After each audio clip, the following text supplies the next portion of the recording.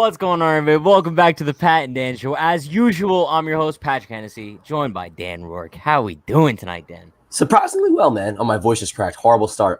Surprisingly well. And let me just tell you why my voice cracked, bro. I lost my voice in the third inning or the second inning of yesterday's game against Stroman when we took the lead. Really? That's how bad this season has went, bro. One really good inning from the offense or solid inning has me freaking out. So yeah, that was about. I'm doing all right. I'm doing pretty solid too. We were talking about this before. I know I didn't even know what day of the week it was. It's Monday. Shout out to hope everyone's having a great Monday. Hope everyone had a great 4th of July. But when we last came on Thursday, we were a little bit depressed. It was like a depressing live stream for sure. Episode 4 was the definition of depression. But now we're coming on here and I'm like, Dan, I kind of feel pretty decent. Now, I don't feel decent as far as the Yankees season goes because I still don't feel good as far as that. But I think we're kind of in that stage right now where we're just accepting the fact that the Yankees probably won't make the playoffs this year. And we're just accepting that fact. Yeah. And there's still if the Yankees are going to be bad, we get to think about what trades we can make. Should we buy or sell, So it's not the rest of the season is going to be boring, right? There's still plenty of stuff to talk about, right? Or is Aaron Boone going to get fired? And he gave us more reason to want him fired the other day. We'll get into all of that. So, yeah, bro, I think we're definitely feeling better than we were last episode. Because me and Pat talked about it after the show. We had to admit, our vibes were a little bit down, but I think we're chilling right now, bro. We're chilling. Yeah, and bro, those are just the highs and lows of the season. But we, like you said, we have so much to talk about today. But before we get into that, let's take attendance/roll call. Shout out to everybody joining us for episode 5. We're 5 episodes deep into the Pat and Dan Show, bro. That's crazy. So if we do 2 a week, that's here I am doing math again. Oh, but if we do 2 a week, 2 times 52 is 104. So you're asking the wrong guy, but that sounds right. That does sound right. I think. I don't know. Yeah. Chat, correct me if I'm wrong. But listen, shout out to Benji. We got Gabby, Diego, Borg, Fritz, Yoelvis, Luigi, Yankee Life, Yankee Fan for Life. We got Dirt Bike Nation, Ultimate Warrior, Lori, Beastly Johnny, Dale, Pappy. Appreciate you all. Sorry, I'm sure I missed a bunch, but I hope everyone's doing well. 4th of July. But Dan, I'm going to be honest, before we talk on anything Yankees here, outside of Yankees stuff, 4th of July was pretty solid. Usually it's 95 degrees out. This was the coolest 4th of July of all time, bro. Bro, you know something I didn't know? Apparently the 5th of July is legitimately a holiday. Not just treated like a holiday. It actually is. No. It's actually a national holiday. Like banks and stuff are closed. I usually go to the library during the week. That was closed today. So bro, and I live in a short town at Seaside Park. It's popping here. So it's technically still a holiday. So yeah, nice I know everyone had off work today. People spending the holidays with us, bro. Ain't that nice?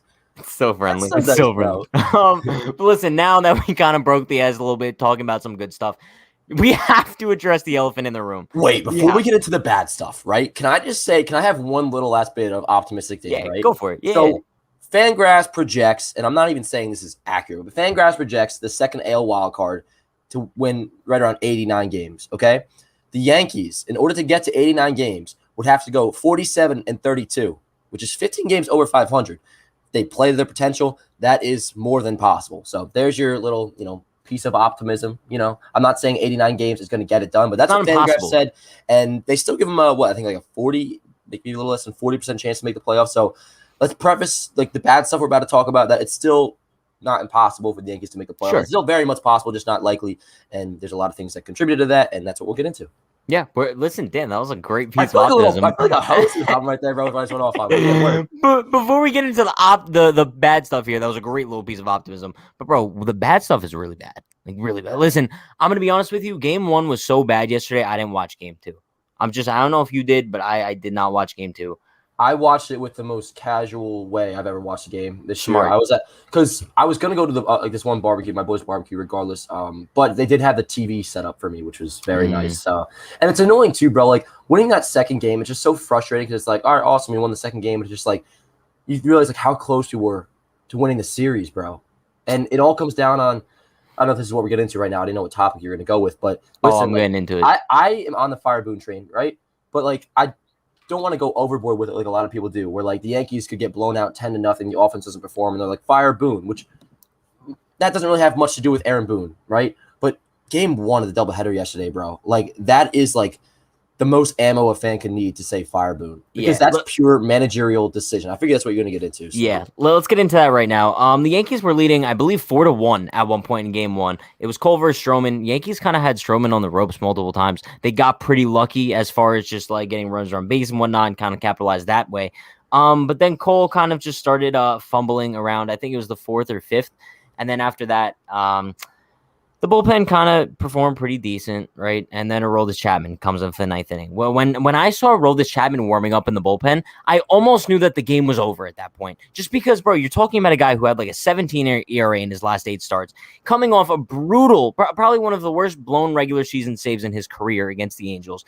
And the fact that he's warming up in a 1-run game to come in to close the game against the Mets, that was sickening in itself. And then once you see him walk in, and you can just tell Chapman doesn't really have that confidence about him. But I believe he had 2 strikes to Alonso. He was looking pretty decent. Yeah.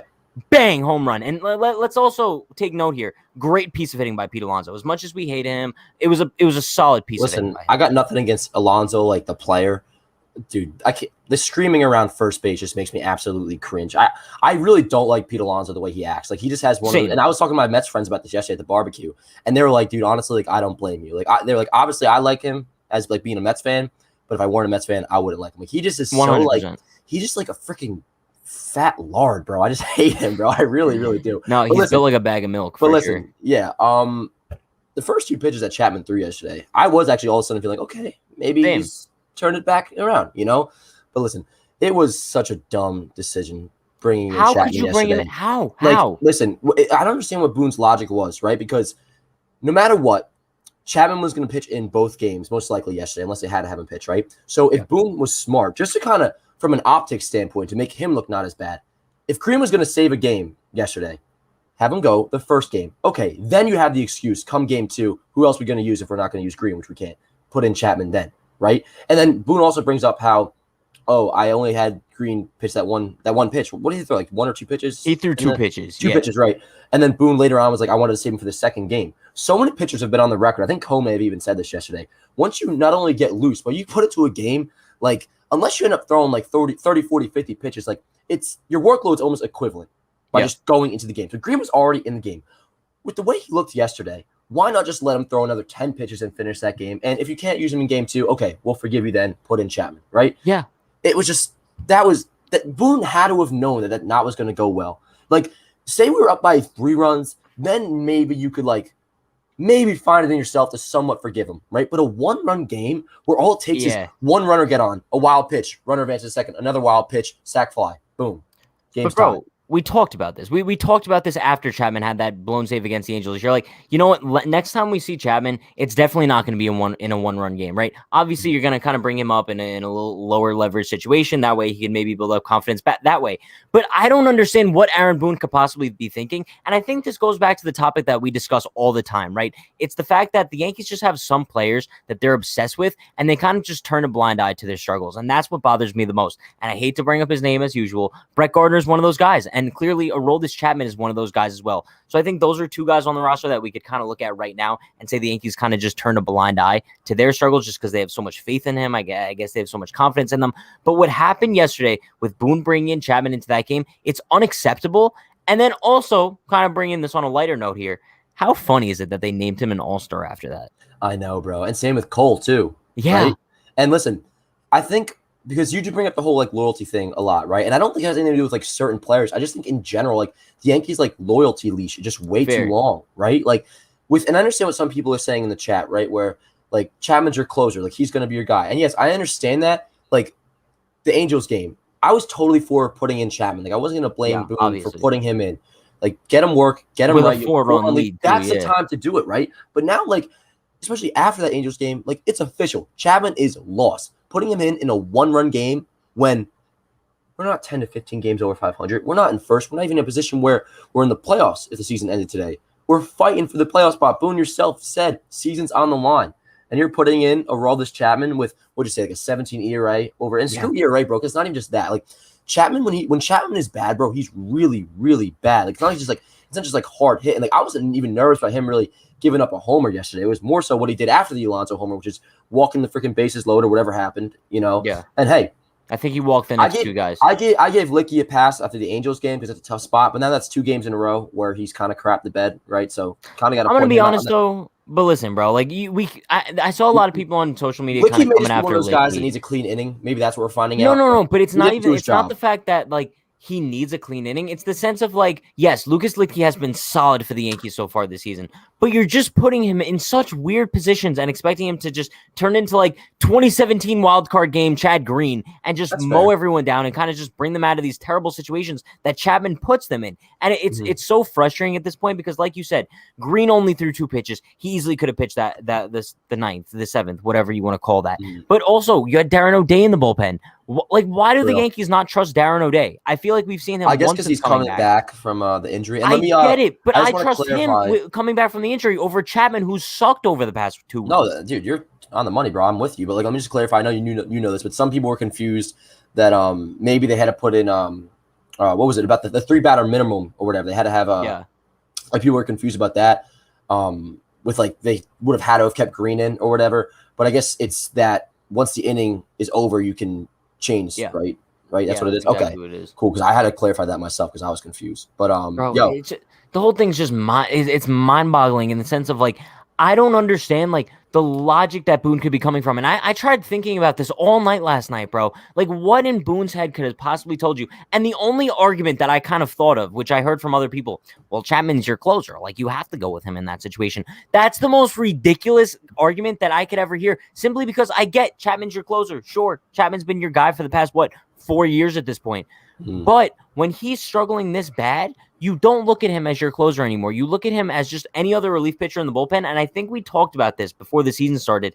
I'm so open to the Yankees having like a fluid rotation in the bullpen as far as the closer role goes. If one day you want to use Green as closer, sure. Loaiza is closer, sure. Britton is closer when he comes back, sure. O'Day is closer. I don't care. Just Chapman cannot be the closer right now. I would say I'm totally cool with the rotation until Chapman is right. And that's what they did in 2017. They didn't name a guy. It went from we had D-Rob at the time, Green. We get Betances as well. So, I mean, like, that's what they should just do in the meantime. And, like, the easiest way to do it is the phantom IL, right? But with the current state of our bullpen, which people are talking up our bullpen, like, almost a little bit too much, you know, where, like, they're talking about our pen as if it was still performing the same way it did the first, like, month of the season. It was really good out of the gate, and it's still pretty reliable, right? But, like, I don't know if we're in a position to put Chapman on the IL, right? Because, I mean, like, Chapman, you know, it comes down to confidence, right? So one good game, like, say he has a good game yesterday. Let's just say, you know, if this ever would have happened, he struck out the side yesterday, right? Then all of a sudden, you could argue Chapman's fixed, right? So the phantom IL, I'm not sure if that's the way to go, but you cannot, like, 1-run game tomorrow in Seattle. Are you putting him in the 9th inning? You can't. And Boone did say, he finally said that the closer role will be evaluated. But, like, bro, like, what took so long? You know, and but bro, you could make the same argument as far as like we talk about this all the time, the Yankees' lack of urgency. It took them the first game of the Angels series after getting swept by the Red Sox twice in order for them to say the season's on the line. So I'm not surprised that they're just evaluating the closer role now. And speaking of that, bro, it could be because like if they want to give him this long leash, it could be because maybe they want to trade him. You know, if Chapman all of a sudden can't close a game, there goes his value, right? So it might have something to do with that too. He's an all-star though. Don't forget that. I know, with his that blows my mind. Right. How? Well, listen, I mean, I actually don't think. I think it's more so just ironic and funny at the timing. You know, it doesn't totally not make sense because like up until like a week ago, like you know, he was struggling for like about a week, and then like the Angels game, and then the game yesterday obviously messed his like his season stats up big time, but like.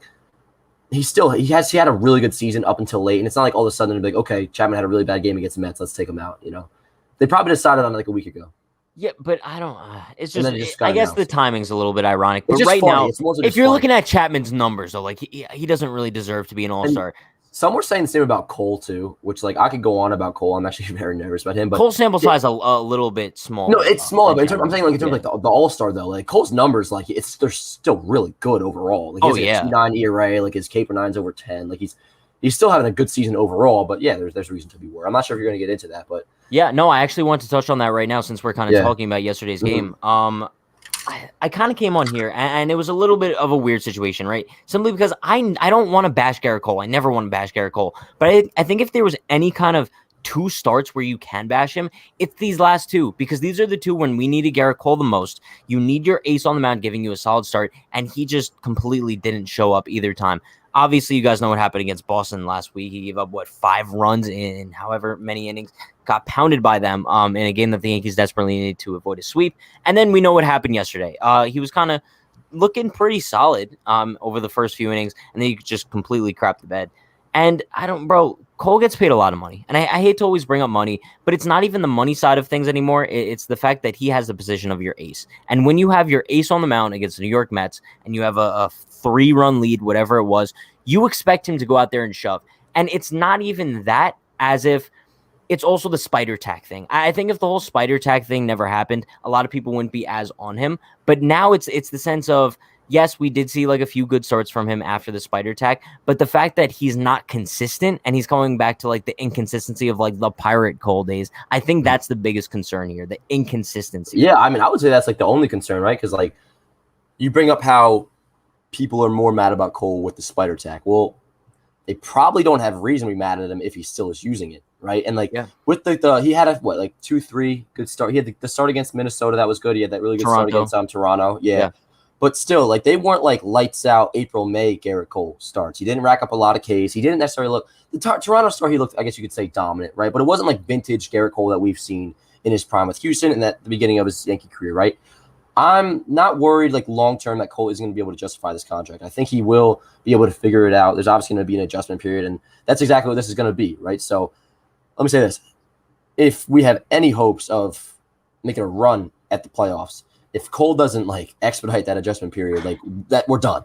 Like, because we cannot be like, and you could argue Cole's already, I don't want to put this on him, but he's already in a way ended the season, right? You could argue he ended the division hopes with that game against Boston last week. And then yesterday, bro, like we're in a much better spot if we take two of 3. Now, of course, yesterday's game, the game 1 doesn't exactly fall on him, but he didn't even make it out of that 4th inning, bro. Yeah. Like, that's not Gerrit Cole. And you can't put the name Gerrit Cole aside, bro. Any starting pitcher, like Jameson Tyone gives us that outing, we're disappointed, right? Oh, so like 1,000%. Yeah. So I mean, like, I don't want to say I'm worried long term, but I'll tell you this, bro. Because I'm gonna give him into like next year, like say it's like around this time next year and he's still looking bad. All of a sudden, like, I don't know too much about this topic, but I'd want the Yankees to like, I don't know, like I'd want them to kind of like when a player like tests positive for steroids, right? And all of a sudden you can what's the word, like the breach of contract or something like that. Like it's Cole technically misrepresented himself, bro. I think the Yankees knew. They had to have known. No, I understand, but it's just like that's like I'll tell you this. I'll be pissed at Gerrit Cole, very angry, and he will. You gonna go ask for a refund? That's basically what I'm saying. I'm looking for the more. You want to bring your receipt to customer service? Be like, look, this is not what I paid for. It's kind of like dysfunctional. It's essentially what I'm saying, though. Okay. Honestly, bro, like give me a freaking refund of Gerrit Cole, and I know that's like unrealistic. That's not actually going to happen. But listen, Gerrit Cole, if he's not able to figure this out without the spider tech, which once again I think he will be able to, he'll probably be in my top 5 most hated Yankees. And that's so crazy, bro. Because we're on the hook for another 7 years, $250 million. I know. And this is all way in the future, bro. I really do think Cole is too good of a pitcher with too much talent, and 2, he's very smart. Cole is like as smart as it comes when it comes to just like the education. I still love Gerrit Cole. We'll be able to figure it out. It's just a matter of it could be as soon as like just taking the All-Star break, right? I don't even want him to go to the All-Star game, bro. Just take 3-4 days and just figure it out. Study some film or something. I'm going to be honest. I know you're going to be like, well, I think Aaron Judge should go. But, like, bro, if we're being honest, I don't think any Yankee deserves to be in the All-Star game right now. Simply because, obviously, you look at individual performance. Like, there's some guys that are very much deserving of doing so. But I'm looking at this team right now. I don't want to see anyone being happy at the All-Star game, just, like, dancing around their little All-Star jerseys. That's just you being a classic Yankee fan, bro. Sure. That's all it is. That is just being me. Because, bro, I'm going to look at Chapman and go have some fun in Denver, like just chilling with his All-Star jersey on, like he's done something to be there. And then he's going to come back to the Yankees the next week and just be an absolute bum again. Okay, no, Chapman and Cole, I understand. But Judge, like, not even being obviously Judge. No, obviously Judge. I know you're saying he deserves, but I'm saying, like, don't you think he deserves to chalk it up with his boys, chilling? No, I guess. But at the same time, it's like, bro, like, I know he can't single-handedly change the Yankees, but it's like, I know, like, Judge had the players meeting too and everything. Let's talk about that for a second, because Judge held a players meeting to kind of put things in shape. I think, 1, that goes to show kind of the lack of trust in the coaching staff. And 2, I think that maybe it kind of goes to show that the comments we heard from not George Steinbrenner, Hal Steinbrenner, maybe got to the players a little bit. And they're kind of like, well, Hal thinks the blame is on us, which it kind of is. But then again, clearly the players-only meeting did nothing because the Yankees' performance has only regressed since then as well. So it seems like no matter who we hear from, no matter what press conference happens, no matter what meetings happen, this team's just not improving. And it's just, I think the funniest part about this whole thing is we're hearing all this garbage, right? But you know what we haven't seen? Change. Well, we've seen no change. I'm gonna surprise you here, maybe. I don't know. I disagree with you on that because so apparently, reportedly, the players' meeting happened after the first Angels game. So what was that, Monday, I believe, at the stadium? Yeah. So why I would say that maybe the players' meeting possibly worked. And first, let me say that players' meetings, like, they're like kind of overhyped in a way. Like apparently they happen quite often, and you usually only hear about them when the team starts doing well after. Like, oh, we had a players' meeting, and then the team got hot, right? Well, put it in perspective this way. So after Monday, Judge had his players-only meeting, right? The next two games, the Yankees scored a combined 19 runs and should have went on to win both of those games, right? But Chapman crapped the bed in game 2. If he doesn't do that, we win 2 out of those 3 games. The next game gets rained out, of course. And then against the Mets, should have taken 2 out of 3 if it weren't for 1, a dumb decision by Aaron Boone, and 2, Chapman crapping the bed, right? So, I mean, like, I'm not saying that, like Judge or whoever fixed this team, right? But, like, it's not that the players' meeting didn't work. And this is why if somebody wants to still be optimistic about the Yankees, right, that they'll turn it around, it would be that they are looking better. It's a lot of it's come down to the failures of Aroldis Chapman. Like, they really are, in a way, looking better. And listen, I still am a believer that the Yankees are going to turn it around. Like, don't mistake me on what I'm saying. I'm just saying that we're losing time. Like, we may not have enough time to where when we do turn it around, which once again I do believe this team will, we've run out of time is what I'm saying. You know, but like I still think that players meeting, it may have worked because the performance on the field has looked a little bit better. Listen, I understand where you're coming from when you say that, but at the same time, it's like what I'm trying to say is you could have all these meetings in the world that you want, but personally, I'm looking at this roster and I truly just don't think that they're good enough, no matter what meetings you have, to turn it around and make the postseason. I'm looking at this Yankees lineup and they're not good enough to make the playoffs. I truly believe that. Listen, you're probably going to disagree, but I think that there's monumental changes that need to be made, and you kind of look at this organization as a whole. The bullpen, it needs work, especially with Aroldis Chapman being as shaky as he is. You look at that starting rotation, bro, garbage, especially if Cole isn't going to perform at like his ace level. So that's a concern as well. And then you also look at the lineup. You have multiple holes in the lineup as well. You go out and you acquire Tim LeCastro. Dan, I'm sorry, we talked about this on Thursday, but he's not that guy. Like, you know that meme, like, you're not that guy, pal. I'm looking at Tim LeCastro and I'm saying that. And I'm watching, like, Yes Network when he's making his debut, and they're hyping him up as the second coming of Mike Trout. A little bit sickening. And then the sense of, remember when you told me, you're like, Pat, on the bright side, he's probably going to take some playing time away from Brett Gardner. Brett Gardner started in center field both games yesterday. Yeah, well, I don't think we need to be blaming Tim LeCastro. I know that's what you're doing. No. It's the presence I don't of Tim think LeCastro. they're making him, like I think you're kind of overstating. He was hyped up. Chat, tell me yes or no, Tim LeCastro was hyped up. I'll tell you why he was hyped up. They hype up any player that grew up a Yankee fan. Same deal happened with Adam Ottavino. You know that always happens, right? And Tim LeCastro, by the way, he's like a great dude. He's a very nice guy. He seems like an awesome dude, but he's not the guy who's going to fix the Yankees. Listen, I mean, after the way he played yesterday, I don't think now's the time to trash Tim LeCastro, right? I mean, listen, regardless. Why are you taking it like that, though? It's not trashing Tim LeCastro. It's trashing the presence of Tim LeCastro. The move is still stupid. It's not stupid. It's stupid. It's stupid. That's the answer. It's stupid. I think that's the answer. Why do you need a right-handed Tyler Wade? Because Tyler Wade's gone now.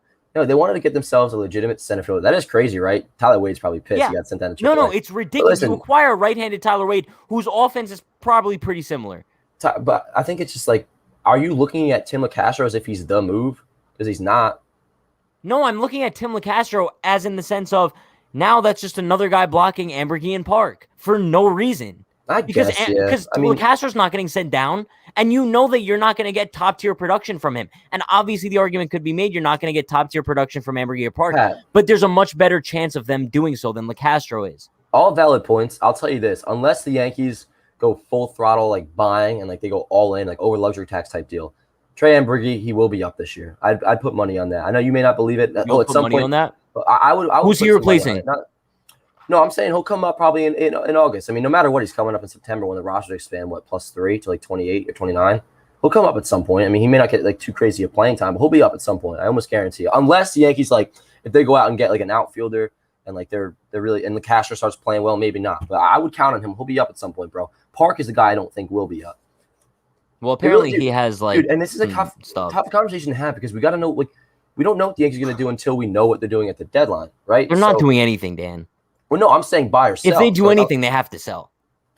I guess we can talk about that right now. Buy or sell. I feel like, I mean, it's like we talk about it a lot, but it depends on you might sell. I mean, like I'm down to retool, right? I mean, some people have brought up trading Luke. Some people brought up trading Luke Voit. That way you can move DJ to first for next year, Gleyber to second, then get yourself a shortstop. I'm on board with that. I have been for a long time. Try to hopefully trade Chapman and Britton, which I'm getting mixed reports. What do they have? Do they have a full no trade, or do they have some people tell me they only have like the West Coast teams no trade? They have a full no trade. I don't know. That plays a big part, but do whatever you can to try and get them moved. I don't even care what you get back, to be honest, for Chapman and Britton. Just get the salary off the books. Maybe trade Voit, and there you go. And just still keep a solid core. Like obviously Judge wouldn't and shouldn't go anywhere. Have him next year and then sign him long term. Gio, I would keep. I'm open to it though. I would keep Gio. And listen, if you can get something respectable for Gleyber, I'd even do that. Now, I wouldn't want to trade both Gleyber and Voit, but I'd be certainly willing to trade one of the two. Probably more so Voit, because Voigt's value hasn't really dropped. He hasn't played enough he hasn't been bad long enough in a long sample size to just as who he is, though. I don't think he has much value anyway. I think his highest value would have been after last season. I think Voit could have a little bit of value. I don't think it's fallen off too much, enough to where you could not mind the decent package. You know what I'm saying? Yeah. And I'm just trying to go around the diamond now. I mean, the outfield, who do we have? I mean, Andujar, he could be a trade piece, right? So, I don't know. Listen. I mean, I think there's pieces to be moved.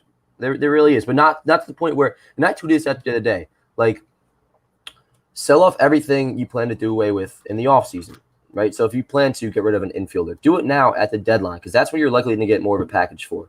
Sure. And try to trade away Chapman and Britton, like I've said a million times, and go into the future, building around Aaron Judge, put the pieces around him and Gio Urshela, the guys that you can think are going to be here for the next 4 or 5 years. Hopefully Gio's around for the next 4 or 5 years. And you can be a World Series contender next year. I swear to God, you really can. No, I agree. Turn the ship around quick. And that's what I'm trying to say here is I don't want to blow it up. I really, really don't. You don't have to blow it up. I don't want us to miss the fact that there's still a lot of talent individually on this team. And I mean that. Fair. And listen, I want to bring up this donation. Shout out to Jesus Chavez with $2 donor. Appreciate you, Jesus. He says trade Judge, Chapman, and Frazier. It's a random combo. Yeah, Judge, Chapman, Frazier. Listen, Judge is not being traded. Anybody who wants Judge traded, I'm just saying he's not going to be traded. The only way I'd agree with trading Judge is the one part I did agree with you on the whole Judge thing we had the other day is if for some reason the Yankees knew they weren't re-signing Judge. Say they just got freaking brain dead. I don't know. They knew they weren't re-signing him. Then trade him. It's also if you get a spectacular package, you have to. No, but what is the spectacular package though? You want me to come up with a hypothetical scenario? Because I don't. What the Red Sox got back for Betts? Hell no. No, it would have to be better than that. Let me say this though, real quick. But also, that was a really good package that kind of turned the Red Sox into such a good team. Now it was a good package. I mean, yeah, Verdugo's a nice player, right? And also the fact they took on Price's contract. But let me tell you all this: a lot of people they bring up the Betts deal as a comparison of why the Yankees maybe trade Judge. Do not forget the Red Sox offered Betts over $300 million. He didn't take it. If he signed it, they're not trading him. But that's what I'm saying could happen with Judge. No, if the Yankees were to offer, because think about this. I'm not saying the numbers are going to be No, I know, but I'm saying let's put it in this way, in a relative aspect. $300 million, that was a respectable offer to Mookie Betts, right? A more than respectable offer, okay? For Judge, if he gets something in equation to that of I don't know, let's just say the number's 210, right? If the Yankees offer him 7 years, 210 extension, Judge is re-signed. Now, if he doesn't take that and he's being a real tight about it, then sure, trade him off. But I just don't see that happening. Yeah, no, I get it. I mean, either way, I think we're kind of on the same boat here. No, I don't think we are on the same boat. But I'm not extending anybody. So in that case, since I'm not extending anybody, I'm open to trading. And that was one of the, and I don't know if we addressed this on here. That was one of the big miscommunications of our little debacle, the Judge conversation was that I didn't fully understand what you were saying, that you're just not about extending players really in general. Yeah, so, and I think that's fair. No, 100%. In most cases, it is. I think it's just it's only fine for a player you're sure and positive about that you want to have long term. Same with it's Fernando not even Tatis. That, bro. It's not even that. It's the sense of I look at every single player across the league. I don't think that there's one guy that I would sign to a 10-year extension. When you said you weren't about extending Tatis, that surprised me. No, I'm 100% serious because I look at this and especially when I don't even think the dude hit arbitration yet. And sure, you'd probably be paying him some big bucks in arbitration, but I'd much rather go through that in a sense than rather risking 13 years and say he tears his ACL next year and he's never the same. That's why I think extending players is so stupid, because most of the time, let's be honest, can you name the last time an extension really worked out? Oh, I mean, well, what you mean, like extension or long-term deal? Because I can't think. No, I mean like a long-term extension. What I mean, what were extensions? Because I mean, when you say an extension, like, that can be like 2 years. Trouts was an extension. Trouts was an extension. Yeah, but Trout's like an oddity, bro. I mean, you could say the same about Tatis. And let me just clarify, because I think in the chat some people think I was saying to give Judge $300 million. I wasn't saying that at all. But let me say, like the 10-year deals that work out, right? It was like the first A-Rod deal, right, where he's 26. Yeah. Like getting Harper at 26, like those work out just the same, right? Or you think it's going to work out with Harper and, like, say, Machado, right? And you bring up the whole Fernando Tatis thing, how he could tear his ACL tomorrow and be a totally different player. Same thing could happen if you sign him as a free agent at age 26. He could tear his ACL at age 27 and be screwed. But why risk that now? No, that's fair. But, like, you also, if it's a gamble regardless, and that's any long-term deal. But if you have a chance to lock up a player that you think you really do want to have long-term, it's best to do it then. Be sure you're going to have him, then potentially risk losing him in free agency when other teams can compete for him, you know? Sure. And I want to bring up one thing here, because we're kind of like on the topic of Yankees acquisitions and whatever. I know we talked about this last time, but I just kind of want to hit the refresh button on it, since Dom Smith did come to Yankee Stadium. He raked a little bit. Love Dom Smith. The Yankees. Oh, do you actually? Oh, big fan of Dom Smith. I wish he was a Yankee. Bro, but that's what I'm saying. It's another left-handed hitter who comes into Yankee Stadium and almost makes it seem like Yankee Stadium is built for left-handed hitters. Like, the Yankees are never going to realize this, are they?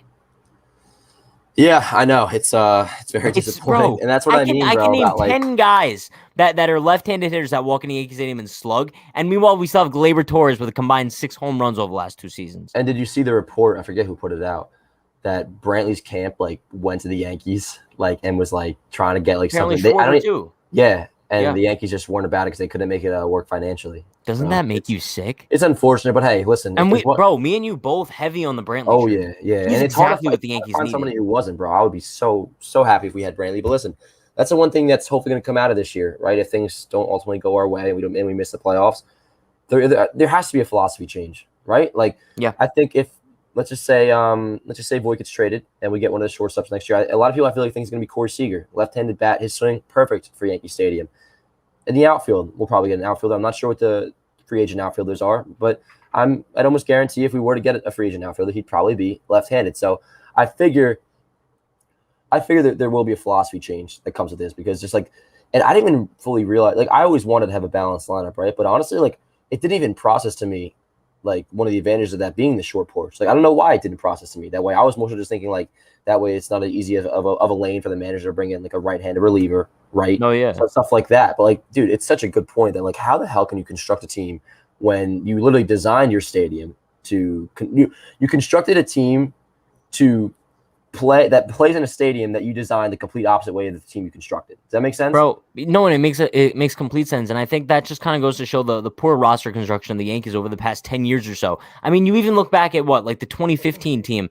Bro, that team was so left-handed heavy that when they faced a left-hander, they had to put Chris Young batting third just because that they were that kind of unfocused from the right-handed side of the plate. So it's like the Yankees can never seem to get the best of both worlds. I think the last time we had that was probably like 2017 when the Yankees kind of had a nice combo of Didi in the lineup, and then they had Greg Bird in the lineup as well, and Gardner was in there, and they had like a nice little combo of left and right in 2017, even 2018 and a little bit. Part of it is and Hicks being gone. I mean, like, and I've gone on record saying this quite a lot, actually. Like, people don't realize how much of a loss Aaron Hicks was to this team, because at some point he was going to figure it out. And I think the last couple of weeks before he got hurt, he was kind of getting there. But just from a getting on base standpoint, and Hicks, even though he's a lot better from the right side, like, he can rope that homer from the left side down like the right field line. You know, that's so I mean, like, and that's exactly it, literally. So I mean, I think next year, and this is what I'm starting to get excited about. Like, when you open the show by saying, like, there's things to be positive about, right? And that's one of those things, like, I think, like, we are headed towards a philosophy change, right? It might be minor by just getting a couple left-handed bats,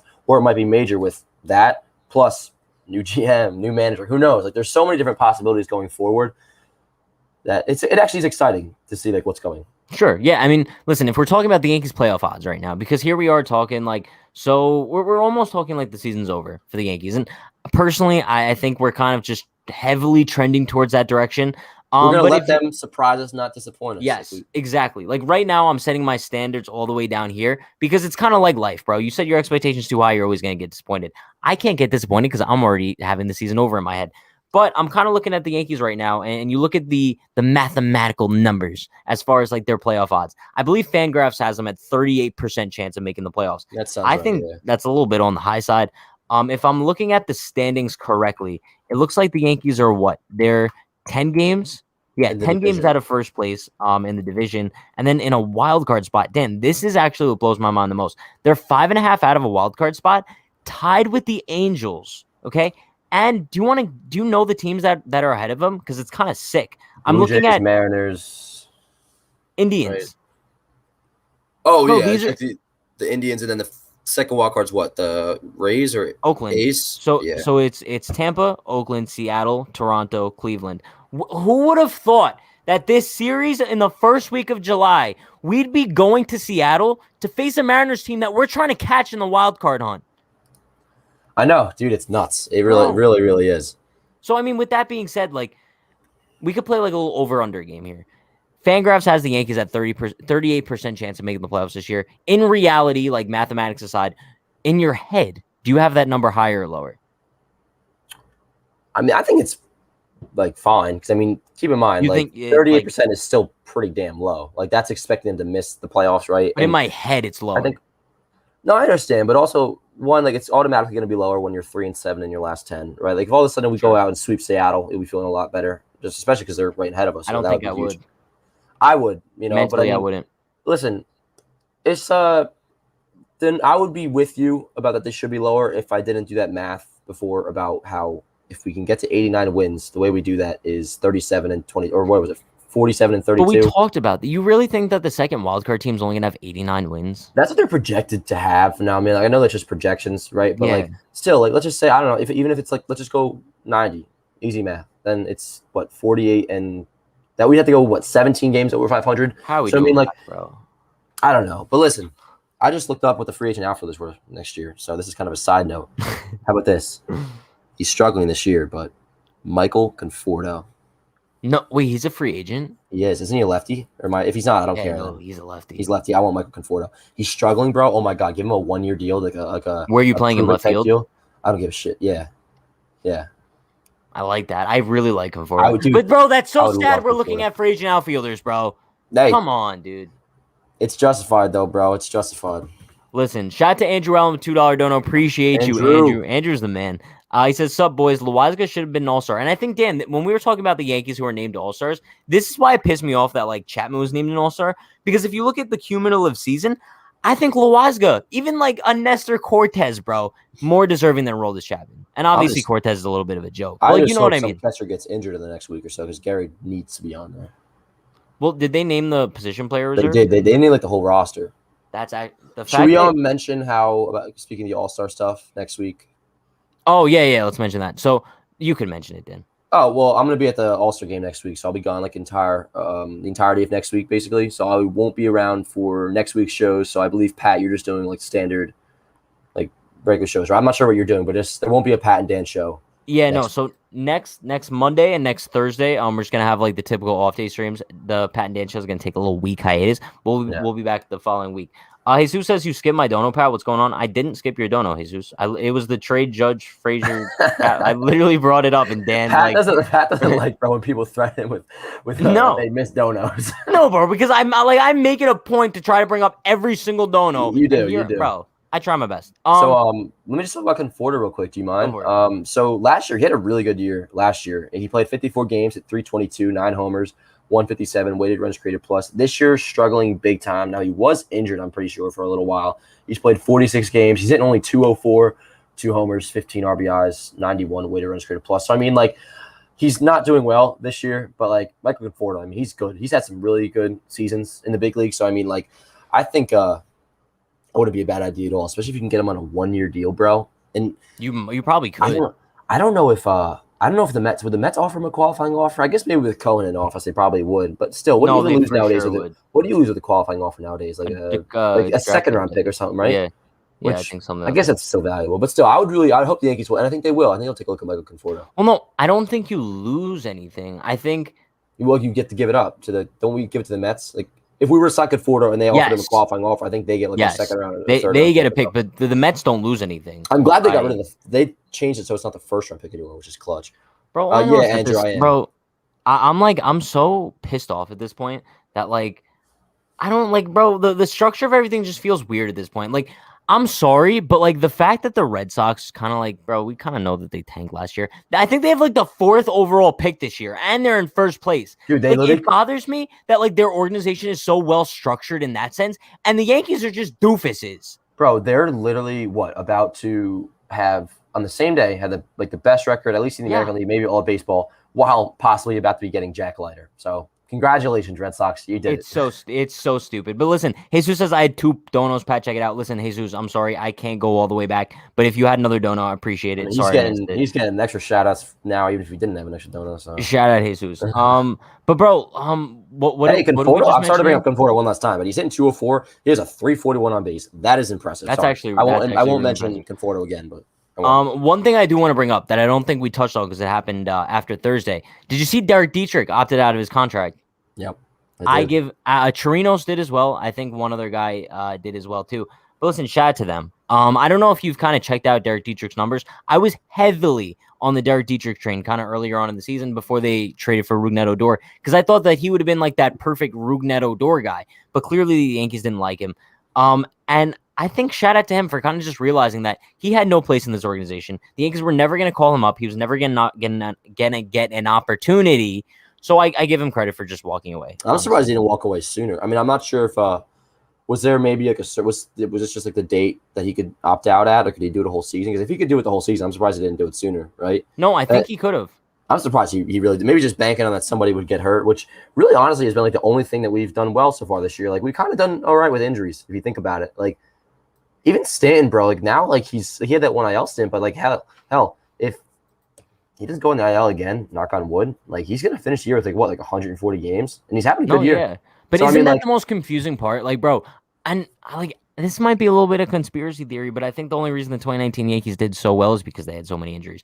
But kind of what I'm talking about here is like, bro, the fact that the Yankees are so bad this year with the lack of injuries, that's the most mind-blowing thing here. Because usually, like, when the Yankees suck, 2020, when they sucked so bad, the kind of excuse that was made is this isn't, like, their fully healthy squad that they're running out there.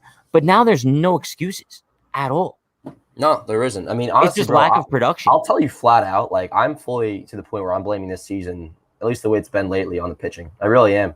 Like, I swear, if we were to, like, if we felt we can compete this year, I would put it all towards pitching, honestly. Because this offense, I actually am starting to trust. Like, I think we'll be able to score enough runs to where if we had one more solid starting pitcher and a competent closer, like we'd be, I think, 4 or 5 games over 500. Which what are we now? 1? Yeah, I mean, but who else could you blame that on, like besides the Yankees? Oh no, 100. You're absolutely right. No, like the organization itself, like the fact that they didn't go out and get the necessary pick, bro. No, I wanted Taijuan Walker so bad. It's probably the most embarrassing you did. It's probably the most embarrassing thing of it all, bro. The starting rotation, right? Like if this rotation this year worked out, that would have been like we would have probably had to have made like Cash God shirts, right? Because it would have been badass on Cashman's resume, right? That he went out and got Kluber, it worked out. Went out and got Taillon, it worked out. Banked on Herman coming back, and it worked out. Well, hardly any of it did. Herman's been okay, but besides that, Taillon's been bad. Kluber's he may have even pitched this year, or he's coming back in September. Like if we had the 2019 rotation with plus Gerrit Cole, like this team, I swear to God, I really do think that would be like 5 or 6 games at least over 500. No. And with 2019 Chapman, like I'm saying, like bullpen and everything, which that's a big if, of course, because the bullpen in 19 was amazing. But still, no, it's the pitching, I swear, is the reason to blame for most of the failures this season. I get it, but also at the same time, like you can't kind of discredit the fact that the offense has been so bad. No, 100%. But listen, like, bro, one of the worst in the league. Like for a list of guys who are so talented, you kind of expected the Yankees to have one of the top tier offenses in the league, and now here they are at the bottom half. Oh, they've been disappointing regardless. And let me give credit where it's due. The pitching, like if it weren't for them picking up the offense like during that great May stretch, we'd probably be 5-10 games under right now, right? Like we were hardly scoring at that point. But as of late, and I'm not sure if it's because the pitching burnt out or to go along with Boone's terrible management of the bullpen. If it weren't for all that, we'd be in a much better spot, or at least a spot where we wouldn't be giving up in the playoffs just yet. Yeah, fair. Listen, shout out to Larry with the $2 dono. Appreciate you, Larry. I says trade Voit. Try to sign Rizzo or Freeman. Wait, it's Rizzo? Freeman's a free agent next year? No, he's not. Dan, No, get he's on not a that. long. No, he's not a long-term extension. I thought. But let me see. Yeah, I I thought he got did, the right? okay. Free agent, first baseman. Oh my God, Freddie He's a Freeman free is a agent? free agent. Don't say that. I swear to God, I have it right here. Yep. Are you kidding me? Chat, I'd like to make this announcement. It is July 5th at 9:46 p.m. Wow. I want Freddie Freeman as a New York Yankee. I would Freddie chop off my Freeman, pinky for that. dude, he's Yankee material, big time. Rizzo is Bro, too. See, I was when I was stunned. I you let didn't him know keep Rizzo that was a beard, free agent. bro. Absolutely not. He looked good without the beard, anyways. Listen, that's not a bad thought. It really isn't. 'Cause, I mean, it's gonna come down to dollars, of course, but like hell, if we can get him on a 5-year deal, bro, left-handed Freddie Freeman in Yankee Stadium, bro, we're talking like I'm not sure what his career high in home runs, but I'm almost confident he would smash that. What is He he might like? hit 40. I think he has like what, like 30. Yeah, I think he'd be over 40. His career high, I think, is like what, like upper 30s, maybe like 38 or something. Bro, Let that me would be see. He sick. won MVP last year, right? In the 60 Yeah, games. yeah. Okay, so Freeman's career high is 38 in 2019. Bro, he would cross 40 in Yankee Stadium. I mean, bro, his numbers are insane. Like even this year, which you could call it down near, he's hitting 268 with a 377 on base, slugging 471, weighted runs created plus a 128, has 17 homers. Oh my God, that would be He's clutch. bro. So He's unhinged. So he's finishing up an extension right now because, bro, it's crazy how long he's been in the league. So he debuted. How old is he? He's 32. So that's why I was bringing Okay. up like a 5-year deal, right? And I don't really get too nervous about giving first basemen like a deal through the 37, right? Too bad he And can't DH though. Freeman has shown that he can stay healthy. He's played basically every game except 2 years in 10 total seasons. But I think he signed a 6-year deal with Atlanta like, as an extension. He debuted in 2010, bro, and after 2021 he's going to be a free agent. Like that's all of a sudden, bro. I'm making my offseason plans. Give me Freddie Freeman, bro. Trade Luke Voigt. Dude, how about this? This season's still going on though, Dan. Let's hope that we actually have a season next year because it's very possible there could be a strike, right? Oh, let's not start talking about that now. I know. This new CBA, which if there's going to be baseball next year, there will. If there's going to be baseball next year, there's a new CBA.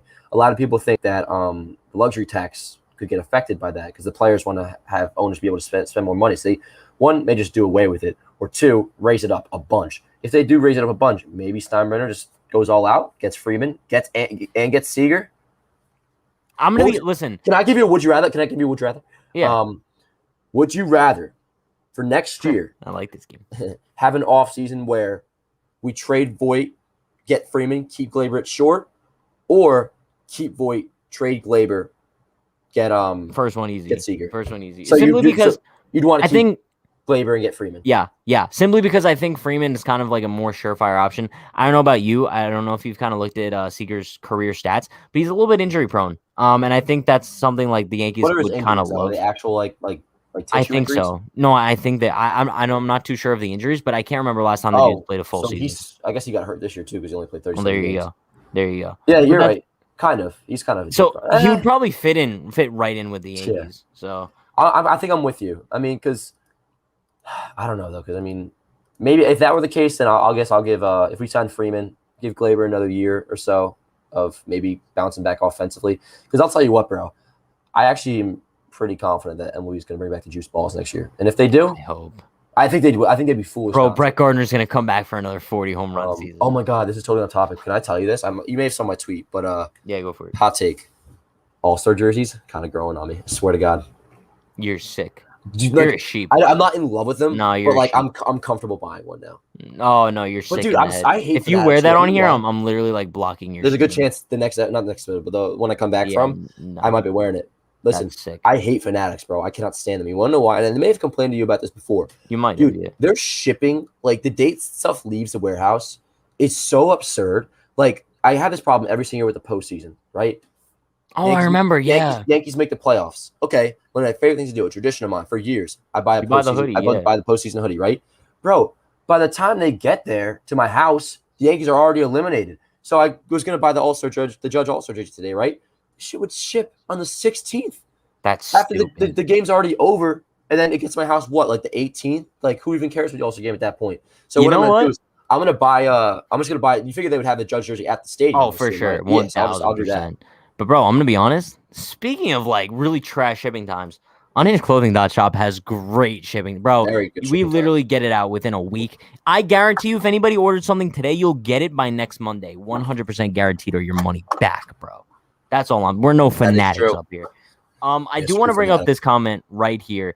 Where was it? It was right here. USA says if we had a next man up season, we'd be willing to put Trey Ambricky, Gittins, and Parkin more. Instead, we use Gardner and Frazier all the time. I hate to kind of like say that he's right, but he's kind of right, bro. And that's why when I bring up like the whole 2019 like next man up mentality was maybe good for the Yankees because they injected some new diversified life into that lineup. That's why I kind of make the suggestion of the Yankees need something like that now, in the sense of like, imagine like you're able to just put Gittins, Park, and Amberkey all in this lineup and just see what they could do. I think that the Yankees would be a much better team in that sense. I don't. Okay. We agree. I just disagree. I don't like the offense isn't what freaks me out. I'd be all for getting Amberkey every day at bats at the big league level, but like I don't think I think the Yankees are. I know this isn't what you're saying, but like they're much better off with the current offense with Luke Voit at first base, and it's really just like one more outfield bat would be what would improve this team. But I mean, besides that, like I think it's just the pitching. Like dude, if you look at our starting rotation, like it's embarrassing. It's annoying because like in the beginning of the season, like I was like pretty excited about the way the pitching was going, obviously with like the results, but like I liked how like it was so just like stable and set the first month. Like it was just like Cole, then it would be Kluber who was pitching well, and then it would be whoever, I don't know, did they go with Herman? But whatever, like or Monty, like it. Like we only have like it's just like Cole and Monty in a way, and like Herman sometimes, but not as of late. Like it's really just Cole and Monty to where like you feel like you have a chance to win that day. Yeah, and that's what the problem is. So I mean, like if the Yankees were able to just get like one starter, which may not even be a bad idea. I mean, hey, I know I brought this up last time, and we found who's out there. But I was gonna say like if you can get a guy, not Kyle Hendricks, because I know the Cubs I think are doing well, right? Are they even doing well? Because the Brewers have been on. I think they're doing fire. solid. Are they still doing well? But like, let's just say they weren't. Morning. Just for an example, Kyle Hendricks. Like, you go out and get Kyle Hendricks, who has I think 3 more years of control. After the Cubs season. are at 500. There you go. See, I mean that makes sense. I knew they're gonna. That's like a market correction. They were gonna come back down to earth. And also the Brewers have been insane. Oh, they just lost 9 straight. There you go. And the Brewers, I think, had just won almost like 10 straight or something. So I mean, like, and that's just an example. Go out and get Kyle Hendricks, who has 3 more years of control, which one stabilizes your rotation this year. So just in case you make a run, you have an arm, right? And then going into next year, he can be your second or your third starter. So I mean, like I think a move like that wouldn't be a bad idea. And it's kind of similar like when they had the Mets when they got Stroman. Like when they got Stroman, it wasn't just for that year. It wasn't just for 2019. Like they got it for 2020 as well, which he didn't end up pitching. But you know what I'm saying? Like no, yeah, like, 1,000%. You can like make a move that is like technically buying at the deadline this year, but you're not buying for this year. You're buying for years to come because the Yankees aren't going to sell. They're not going to sell. The Yankees don't do that, bro. They don't do that. When was the last time the Yankees went out? I mean, last time the Yankees really went out at the deadline. Oh, 2016, and they sold off. I thought you were going to say when was the last time the Yankees were like in this position, but no, yeah, well, the last time they were in position was 2016, and then they sold off. Yes, but I think I mean sell in a different way. Like I literally mean retool, and that's what I think you mean. Like when I think sell, that's like, what they did in 2016. When I think of sell, I think like we're giving up on next year. Like we're gonna like tank type deal. Like that's not what's gonna happen. Like one, that's not what should happen. 2, that's not what's gonna happen. You know what I want to do? I want to get rid of Britton. I want to get rid of Chapman, and maybe Luke Voit as well. I want to get rid of everything that you think you're going to try to get rid of. I think you can, bro. What else I think you could find a way to trade. No, listen. If we're talking about retooling the 2021 Yankees, I'm listening. It's not even just trading. Here we go. Ready? You DFA Rougned Odor. I don't care what kind of money that you have to pay this dude. It was stupid acquiring him in the first place. He's just sitting on the bench rotting at this point. It's stupid. I understand he's like a cool presence in that clubhouse, whatever. You're DFA'd. Brett Gardner, you're DFA'd. Bye. Take your little shopping bags. Get out of here. Clint Frazier, traded. Don't care what you get for him. Get a bag of chips. He's gone. Miguel Andujar, if you could trade him, trade him. He has no place on this team. I understand his bat's nice, but he's not your left fielder of the future. Let him go. Maybe probably to a team who could use him as a DH as well, especially if the National League might have it next year. Maybe you wait until then. I don't know. Andujar, somebody would want Andujar. He could have some value for sure. Luke Voit on the trade block for sure. DJ LeMahieu, you're probably not trading him. Honestly, I don't think any team's going to take on his contract. The Yankees still like him. I'm fine with that. Gleyber Torres. I don't know if right now's the time to trade him, but if you get a decent package in return, I'm trading him. Gio going nowhere. Gary going nowhere. Judge going nowhere. So we're basically on the same board. I mean, like I agree. I have a few more guys where I'm Gardner's not going to get DF. I'm not even talking about that because I mean, like guys that are like Gardner's not going to be on the team next year. I don't think. Odor, unless there's some another weird clause in his contract, I don't think he'll be on the team next year. Yeah, I really think it's contract for next year though. But I don't know. Does that DFA rule apply? Where like if we get rid of him, we have to pay his whole salary next year. I can't. That's what I heard. I feel bad in a way because I keep bringing that up. Like in theory, if that's actually true, I'll the next time we come on here, I'll do my research. I really got to find out on that. But yeah, and listen, if you can't trade Chapman at the deadline and Britton, and maybe that's not such a bad thing, by the way, because if they're crap in the bed, like you don't want to have to I don't want to like have to take on half or like keep half of Chapman and Britton's salary. Like maybe you do hold on to him the rest of the year, having them figure things out, Britton get healthy, Chapman figure things out, and then trade them in the offseason. Like all I really want to do is I want to create salary relief while also maybe getting a prospect or two back for these guys, right? And then put ourselves in a position to where we can make the proper moves to contend in 2022. And like I cannot be more firm on that. That is very possible that we could literally we could be the favorites come out of the American League next year. And that's not just me being freaking Yankee boy. That's like because that's what we were supposed to be this year, and clearly just everything went. And also, I think you need a whole new coaching staff if you want to do that. Which will come. We could be like Aaron Boone's gone for sure, dude. We could going into like say it's like spring 2022. We could be like in one of the more exciting places we've been as Yankees fans since probably like going into 2018. All right. I have one more topic I want to touch on today, but I want to do like a little over/under game here, right? Okay. I'm gonna name 5 guys. You're gonna give me over/under 2.5.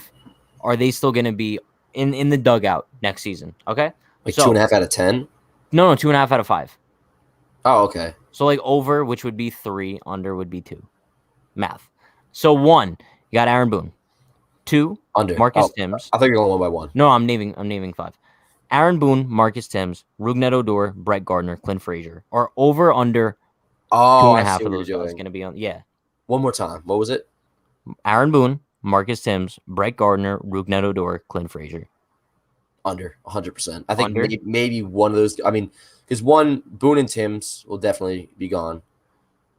And if it's not under, we have a serious problem. If there was one guy that might still be here, or if there was 2 guys, I think it might be Gardy and Odor. But I think there's definitely 3 of them will be gone. Definitely the coaches, and then I think one of the 3 players. So yeah, I guess that's fair. I mean, if it's not, if that answer is not under going into next season, the Yankees messed up. Is that what you have? Do you think under? Not what you want, but what you think. Do you have it under? No. I think Boone's gone. So I mean, like that's too. That's I know that Boone needs to be gone, but I think the organization just really likes him too much. I don't know. I mean, I can't blame you for feeling that way. Even if they miss the postseason, I just don't see it. Yeah. I don't know. Maybe that's just me being delusional. I couldn't see that, but I don't blame you for feeling that way. Listen, shout out to Steven Gutierrez with the $5 dono. Appreciate you, Steven. He says, my trade before Chapman became ass was Chapman to Padres. Yankees get C.J. Abrams, Mackenzie Gore, and Trent Grisham. We need to reload on young assets. Now, I would make that trade 10 times out of 10. Oh, I was thinking Mackenzie. I was thinking Tristan McKenzie. Tristan, yeah. Yeah, listen, if we can, all I really care about right now is salary relief when it comes to trading Chapman. Like, I'm not too big into like prospects. I know, Pat, you know more about prospects than I do. But if I'm not even that. You know more about him than I do. If San Diego is taking on Chapman's full salary, couldn't care less what we get back. Now, obviously, I want a nice return. I guess as nice a return as we can get. But like, what I would really focus on is, and some people are already saying like, no shot we get that. I can't even comment on that. I don't know how good these guys are. But like, just get rid of that $18 million over the next 2 years, and I'm feeling good. Bro, I'd trade anything for Chapman at this point, if I'm being honest with you. And I don't want people to think that, like, I was saying this when Chapman, even before he started really crapping the bed. This really doesn't have anything to do with his performance, honestly. Oh, yeah, no, for sure. I do think Chapman's a good closer. I'm saying the same thing about Britton, who's obviously really good. Like, it's he needs to prove himself a little bit more. I mean, just like the IL rust and stuff. But it's the paying $30 million to 2 relievers, which is just so ridiculous and what they got to fix. Yeah. Listen, Dan, kind of the last thing that I do want to hit on tonight. The Yankees are kind of going into the series against Seattle Mariners. Like I mentioned, if I would have told you at the beginning of the year that this would have been a big series for the Yankees as far as like it really is a big series, which is crazy. It's huge. But kind of like shifting away from the series itself, I believe we have 2 games that start at 10 o'clock. Are you a fan of the night games, like 10 o'clock start time? I'm a huge fan. I'm a big fan. When I was younger, I was always a fan like before, and then like around like the 5th or so inning, I would honestly like usually fall asleep because I had like 3rd grade the next day. But like at this point, bro, like, and that's the same for you. Like we're freaking night owls, bro. Like I'm gonna be up till 3 a.m. regardless, you know. So like I love it. And also like the only downside of it is that like my internal clock is confused when like 7 o'clock comes. It's like I know there's a night game tonight, but okay, it's 7 o'clock. What do I do now? So like that throws me off a little bit. But like I'm a big fan of the 10 o'clock games. I'm a huge fan. And I'm so excited because like I do the daily pre-games, post-games. Bro, my pre-game is gonna be at the same time, like where I'm almost like getting ready for the post-game, bro. because 9 p.m. pregame, and then bro, postgame's gonna be at like what 1:32. And if the Like, game goes late, bro, yeah, you're talking. Like, it could be almost like 3. Like, bro, dude, give me extra innings. I mean, do they have a dome in Seattle? Is it a dome? It is, They do, right? yeah. Okay, never mind. I would say there's like a rain delay, but if it like goes crazy extra innings, bro, like, yeah, you could literally be doing like a post game like in the 3 o'clock hour. I love it. I love the 10 o'clock start times. It's just so if you're gonna unique. be up regardless, like you might as well watch baseball, right? That's why I was at the time happy about the Angels game and the rain delay and them keep playing.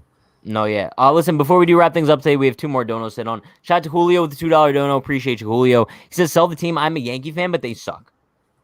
As in That's sell kind of off like- the players, or Steinbrenner should sell? I think both at this point. I don't think fair either Steinbrenner way. will ever sell, but He probably won't, but I would be happy if he did so. I'm just saying that.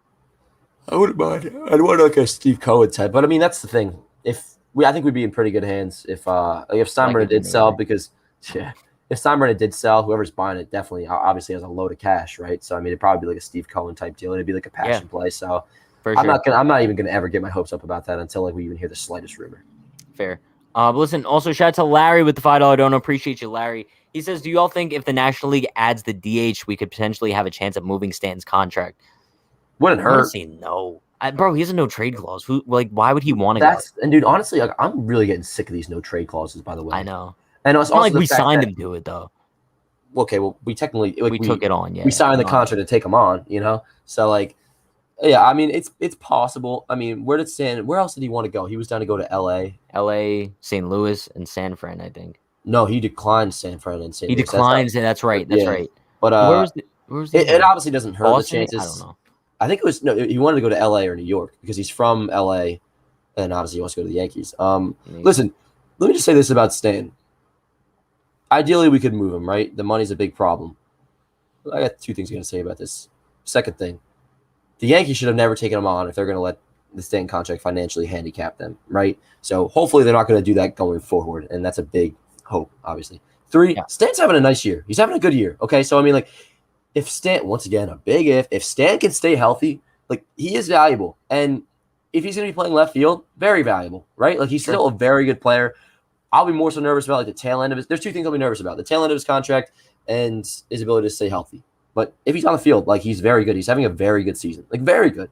And listen, he's played 63 games this year. Judge has played 78. So, I mean, listen, if before the season started, would you have taken that? Obviously, 78 games from Judge, 63 from Stanton. That's a W. Not if it meant we'd be 500 during July. But I mean, if we didn't have that, I know what you mean, but at the same time, it's like, what does it matter at this point, though? We'd be 10 under. I know, but still, I mean, we got him regardless. So. By the way, the teams were Dodgers, Yankees, Astros, Cubs. So is that right?